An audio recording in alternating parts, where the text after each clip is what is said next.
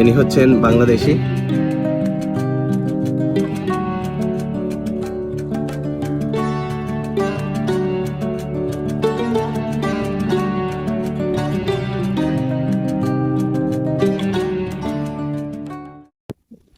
Hello everyone, this is Farhad. Welcome back to another video and today's video is very interesting because আজ আমি আপনাদেরকে একটা piece দেখাবো, but এটা একটা ইয়াচ ক্লাব।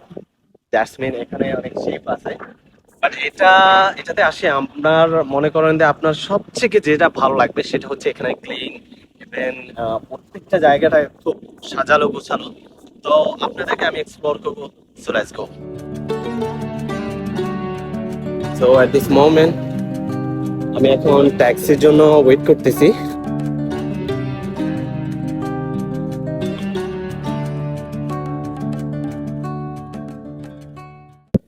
এটা হচ্ছে আমি যেটাতে এন্ট্রান্স করব, এটার পাশেই। আর এখানে দেখুন নারকেল গাছগুলো খুব এখানে অন্য জায়গা থেকে তারা এখানে আনে, এখানে তারা রোপণ করছে।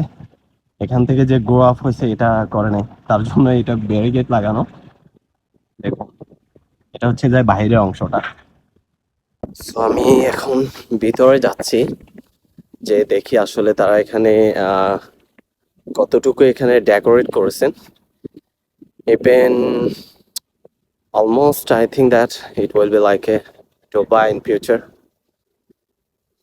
আমি আপনাদেরকে যদি দেখাই যে আউট এখানে যেই এটা পুরো ছোট একটা দ্বীপ, ঠিক আছে।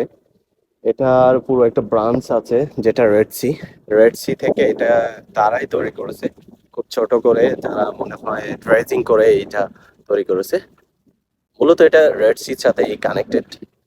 সো এখানে পুরো জায়গাটা আসলে একবারে অ্যামেজিং, আর পানিগুলো একবারে নীল, যেটা আপনারা দেখতেছেন তার থেকেও নীল দেখা যাচ্ছে আমার চোখে, ঠিক আছে, যদিও এটা রেড সি।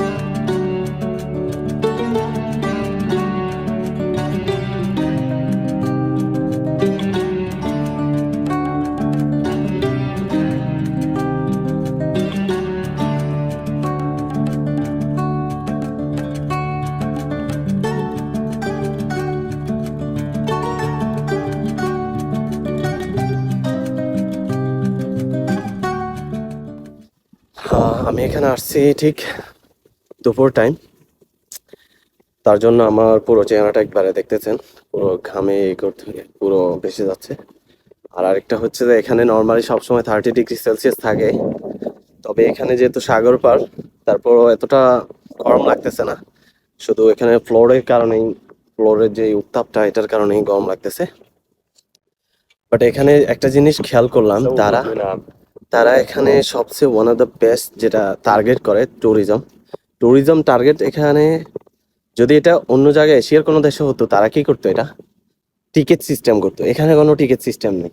আপনি টিকিট একটা সর্বোচ্চ না 1,000 টাকা নেবেন, কিন্তু ওরা হাজার হাজার টাকা নিয়ে নেবে, খুব সবকিছুই সিস্টেমে, ঠিক আছে।